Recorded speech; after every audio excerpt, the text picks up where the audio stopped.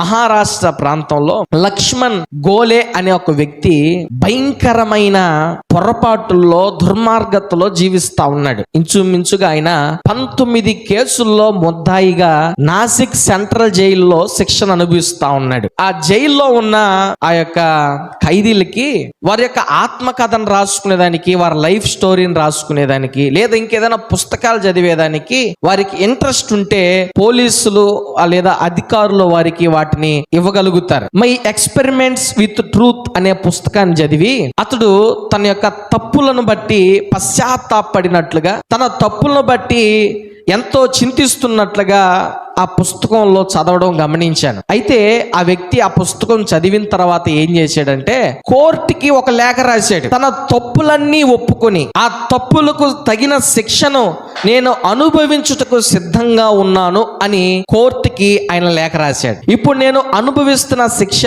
నేను చేసిన తప్పులకి సరైంది కాదు, అంతకంటే నేను భయంకరమైన వ్యక్తిని, ఇప్పటి వరకు నేను చేసిన తప్పులన్నీ యథార్థంగా ఒప్పుకుంటా లేఖ రాస్తే జడ్జి అతని నిజాయితీని గుర్తించి అతని యొక్క శిక్షను తగ్గించి త్వరగా విడుదల చేస్తే పేస్ ఫౌండేషన్ ని స్థాపించి ఎన్జిఓగా మారి అనేక జైల్లో ప్రసంగాలు చేసి అనేక మందిని మోటివేట్ చేయగలిగే స్థితికి చేరాడు.